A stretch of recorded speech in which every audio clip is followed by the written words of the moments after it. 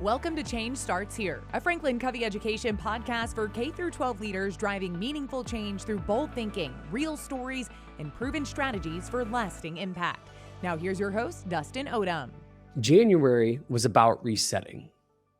It was about slowing down long enough to breathe again, long enough to get clear before we sprinted, long enough to remember what actually matters. And February doesn't really get much credit. There's no fresh start energy anymore, no end of year adrenaline to keep us pushing forward, no big milestones to rally around. It's just real life again. And for a lot of educators, February feels familiar in a way that we don't really love. Yeah, sure, the reset helped, but the grind came back faster than we expected. Energy is a little lower, patience is a lot thinner. Behaviors from kids and adults are louder than they were just a few short weeks ago. And you see it everywhere, in classrooms, in hallways, in staff meetings, in emails that feel a little shorter than they used to. Students are restless, adults are tired, and leadership suddenly feels heavier again. Welcome back to the Change Starts Here podcast. I'm your host, Dustin Odham, and if you're not already, please take a moment to go ahead and follow or subscribe wherever you listen or watch us. This month, I want to talk about something every educator faces, but not enough leaders say out loud. Mid-year fatigue doesn't just impact energy. It impacts our behavior. And how we respond to behavior in moments like this matters more than we often realize. Here's the truth, and it's a truth that's helped me and a lot of the educators that I've worked with over the last so many years. Most behavior problems, whether they're coming from kids or adults, are not character issues. They're energy issues. I'll say that again. Most behavior problems, whether they're coming from kids or adults, are not character issues. They're energy issues. It's like a Betty White Snickers commercial. They're hungry. They show up when people are overwhelmed, when people feel disconnected, when expectations stay high, but emotional capacity drops. And February, of all months, has a way of exposing that. Kids who were regulated in the fall are now more impulsive. I'm sitting here looking at pictures of my three boys, and they are all over the place emotionally right now. And my wife, Ashley, and I are exhausted at the end of every day. Students, as you see in your schools, who were engaged are now withdrawn or disruptive.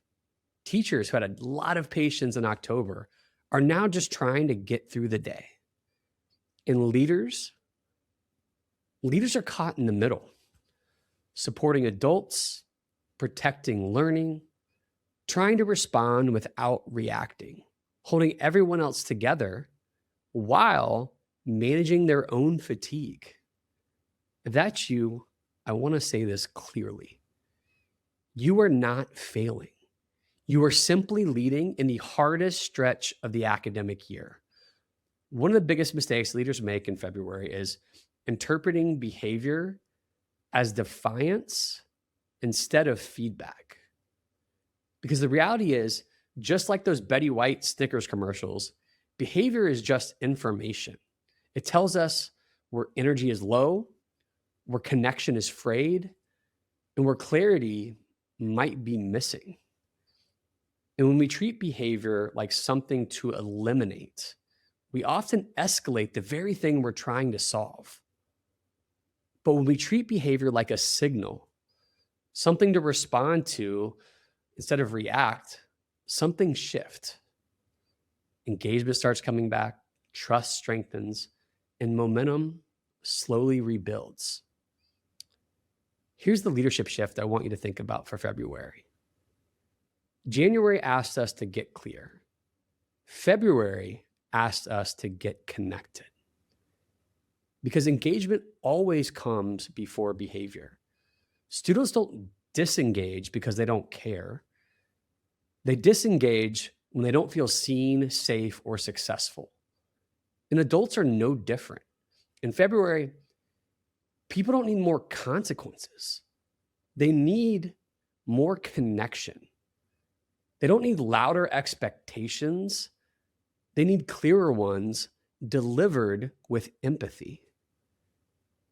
That doesn't mean lowering the bar.